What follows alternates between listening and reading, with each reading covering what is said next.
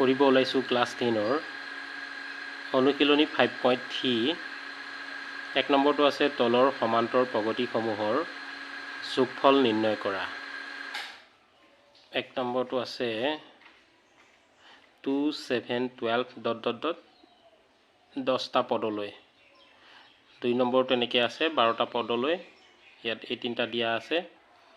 3 নম্বৰটো আছে 0.6, 1.7, 2.8, এইটো আছে 100টা পদলৈ। আমি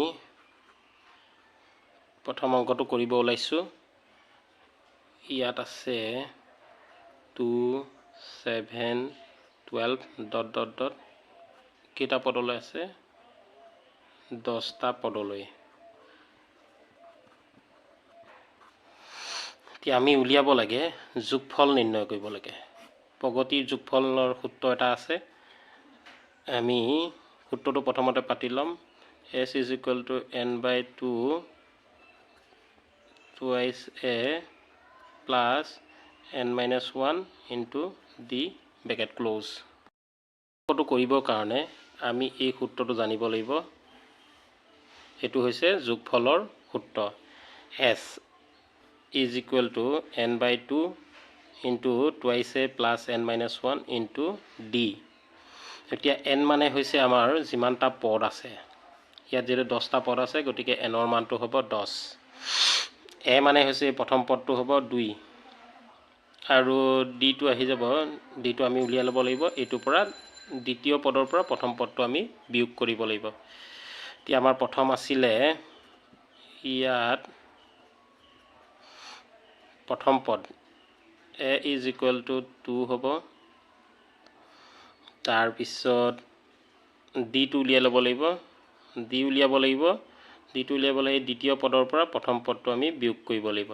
দ্বিতীয়ত আছে 7 - 2। দ্বিতীয় পদৰ পৰা প্ৰথম পদটো আমি বিয়োগ কৰিব লাগিব। 7ৰ পৰা 2 গ'লে থাকিব আমাৰ 5। তেতিয়া হৈ গৈছে আমাৰ। ইয়াৰ পিছত আমি এই সূত্ৰটোত যিহেতু a লাগে, গতিকে a টো ওলাইছে আমাৰ, d লাগে, d টো ওলাল। এতিয়া আমাক লাগিব n টো। n মানে হৈছে পদৰ সংখ্যা। 1 নম্বৰ অংকটোত আছিল পদ যিহেতু 10টা, গতিকে n ৰ মানটো হ'ব আমাৰ 10। এতিয়া আমি এই সূত্ৰটোত বহাই দিম। S = n/2 2a plus n-1 into d। এইটো হৈছে আমাৰ যোগফলৰ সূত্ৰ। n ৰ মানটো আছিলে 10 / 2 ব্ৰেকেট 2 সূত্ৰ মতে বহি গ'ল। a মানটো আমাৰ আছিলে 2, গতিকে এইটো আমি বহাই দিলোঁ।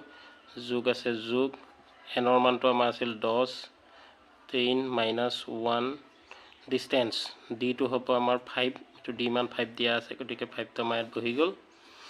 এতিয়া অংকটো আমি এইটো কাটা কৰিব লাগিব। 2 এইটো 5 বাৰ গ'ল, ইয়াত হৈ গ'ল 5। এইটো আমি পূৰণৰ কাম আগৈ কৰিব লাগিব। 2 × 2 = 4, যোগ আছে যোগ, 10ৰ পৰা 1 গ'লে থাকি গ'ল 9। এইটো ব্ৰেকেট আছে মানে পূৰণ হৈ আছে, পূৰণ 5। ইয়াৰ পিছত আমাৰ 5 বহি গ'ল। এই পূৰণৰ কামটো আগৈ কৰিব লাগিব। 4 + 5 9 গুণ হ'ব 45। এতিয়া এইটো 5 ব্ৰেকেট আছে মানে পূৰণ হ'ব। এইটোক যোগ কৰিলে হৈ যাব, যোগ কৰিলে কিমান হ'ব? এইটো 49।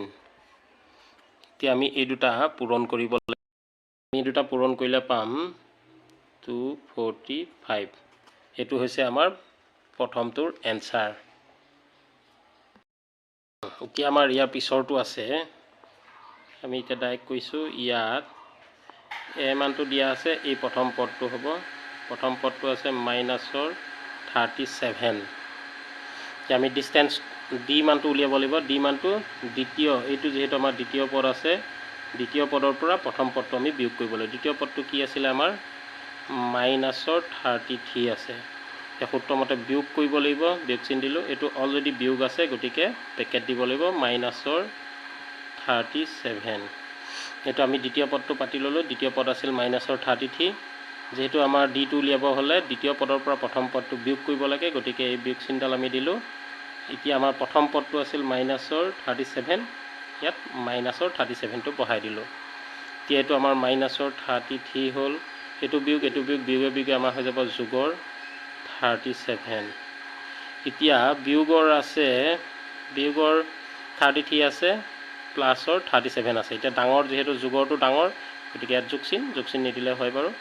37ৰ পৰা 33 গুচি গ'লে আমাৰ থাকি যাব 4। আমি ডিষ্টেঞ্চটো ডিটো পাই গ'লোঁ কিমান? ডি পাই গ'লোঁ 4। এতিয়া আমাৰ লাগে এনৰ মানটো লাগিব। এনৰ মানটো হৈছে 12টা পদ দিয়া আছিল আমাৰ প্ৰশ্নটোত, 12টা পদ, গতিকে এনৰ মানটো হ'ব আমাৰ 12। এতিয়া এটাকে আমাৰ যোগফলৰ সূত্ৰটো হ'ব s is equal to n/2 bracket টুৱাইছে প্লাছ n-1 ইনটু ডি।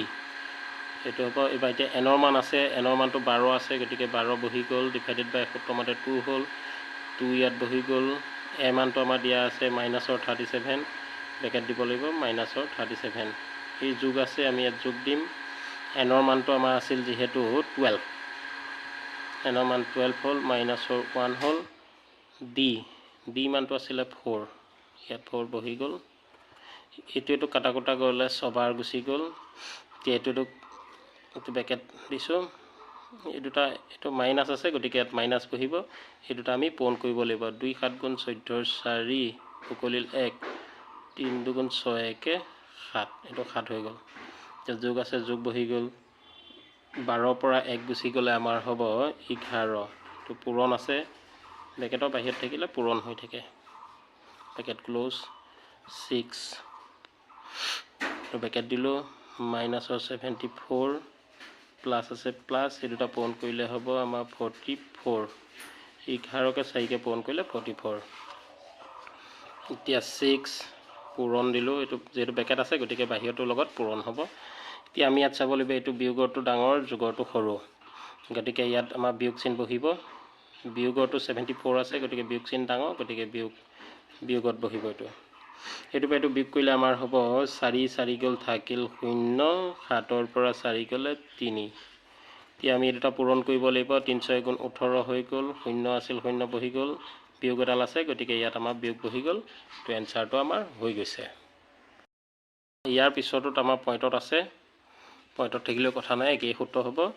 ইয়াত প্ৰথম পদটো এ বুলি কোৱা হয়, এ ইজ ইকুৱেল টু 0.6, ডিটো উলিয়াই ল'ব লাগিব। এই দ্বিতীয়টোৰ পৰা প্ৰথমটো আমি বিয়োগ কৰিব লাগিব।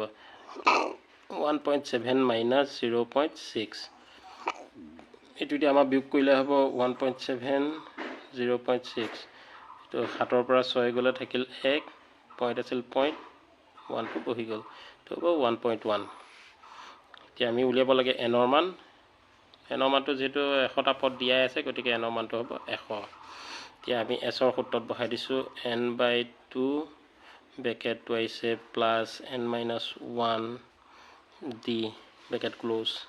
এনৰ মানটো 100 আছিল, ইয়াত 100 বহি গ'ল, ডিভাইডেড বাই 2, 2 আছিল, 2 বহি গ'ল। এ মানটো 2টো ইয়াত বহি গ'ল, এ মানটো আমি চাব লাগিব। এ মানটো আছে 0.6, যোগ আছে, যোগ এনৰ মানটো আমাৰ কিমান আছিলে? এনৰ মানটো আছিলে 100, 100 মাইনাছ 1। ডি মানটো আছিলে 1.1, 1.1। এতিয়া আমি এইটো কাটা কটা কৰিলে আমাৰ 50 বাৰ যাব, এইটো 50 হৈ গ'ল, ব্ৰেকেট দিলোঁ। এই দুটা পূৰণ হ'ব। 6 দুগুণ 12 হৈ গ'ল। এইপিনৰ পৰা চাবলৈ পইণ্টটো 1ঘৰত আছিল, গতিকে পইণ্টটো এইপিনৰ পৰা 1ঘৰত বহাই দিব লাগিব। যোগ আছে, যোগ 100ৰ পৰা 1 গ'লে এইটো হ'ব 99 ইনটু 1.1, এইটো 50 হৈ গ'ল। এতিয়া 1.2 প্লাছ এইটোক পূৰণ কৰিব লাগিব। আমি এই দুটা পূৰণ কৰি আমি পালোঁ 1089, ব্ৰেকেট ক্ল'জ। এতিয়া আমি 50 পূৰণ এই দুটা যোগ কৰিব লাগিব, এইটো 1.2 যোগ কৰিলে হ'ব 2 9 1 10 0 কৰিল 1 8 1 9 10টো বহি গ'ল, সেইখিনিত পইণ্টটো হ'ব। এতিয়া আমি এই দুটা যোগ কৰিলে পাম 110.1 এতিয়া আমি এই দুটা পূৰণ কৰিব লাগিব পূৰণ কৰিলে হ'ব তো 50 যদি পূৰণ কৰি দিওঁ পূৰণ কৰি দিলে আমাৰ হৈ যাব 5505 এইটো হৈছে আমাৰ এনসাৰ